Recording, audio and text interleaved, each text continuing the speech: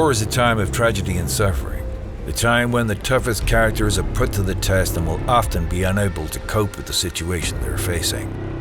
However, after all, this is also the time when real heroes appear in the world.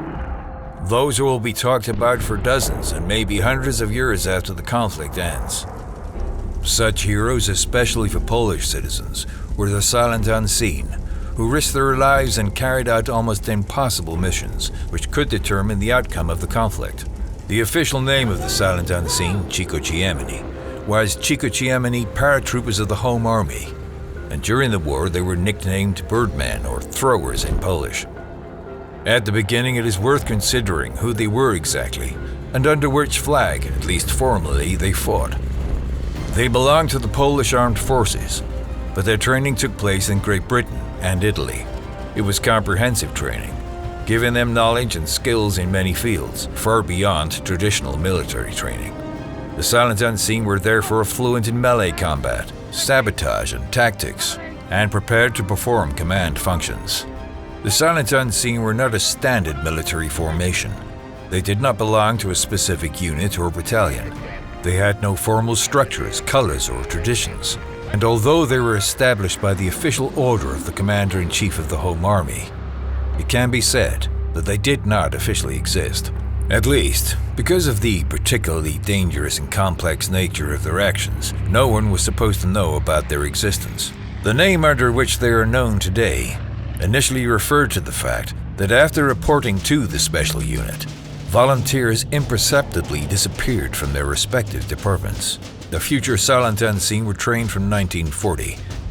It is noteworthy that although, as the official name indicated, they were primarily a parachuting group, it was difficult to find experienced paratroopers among Polish soldiers. In the end, almost 600 people were selected from several thousand volunteers, who, after intensive training, took the oath of the Silent Unseen.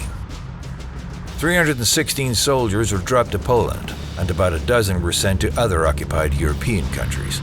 The most famous Silent Unseen operations include 3 actions codenamed Wildhorn, carried out in 1944. They were unusual actions, which only a comprehensive and perfectly trained unit could handle. The gist of the actions was not actually a drop of soldiers, but landing on the area of the enemy using a makeshift airport and taking important people and documents from the country. The plan had a lot of aspects which could have led to absolute failure of the mission, which was so dangerous that the English did not want to agree to carry it out, and to make the plane available for a long time. The first landing, Wildhorn 1, showed the scale of the threat resulting from undertaking actions which were so reckless and difficult to plan. The Polish Underground Army managed to secure the makeshift landing pad, but caught the attention of the Germans, which resulted in the death of 40 people. Ultimately, however, the action was successful. The Silent Unseen were delivered to Poland, and important people, documents, and microfilms with materials which were extremely important for the Allies were taken from the country. The next action went much more efficiently and without direct casualties. The plane only spent a few minutes on the ground and remained undetected, although 2 people who were to leave the country did not reach the landing site.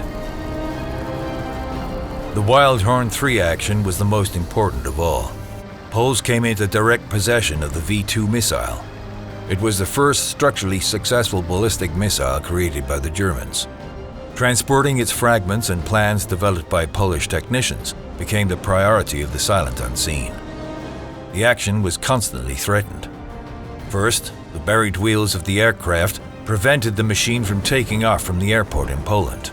And then it turned out that the wheels could not be hidden due to the leakage of hydraulic fluid. Multiple threats arose. The destination could not be reached. The aircraft passengers could die, and materials which could affect the fate of the war could be lost. Ultimately, the liquid was replenished with water and tea. The soldiers remained calm, and despite the threat, they were able to seek creative solutions. Of course, the Wildhorn actions are not the only activities carried out by the Silent Unseen. They often carried out direct operations, such as sending a small squad to rescue valuable people from the enemy's hands, causing a diversion, or simply carrying out missions that no one else would undertake. They required above-average cunning, attention, and physical effort. Lack of attention could lead not only to death, but also to diplomatic scandals.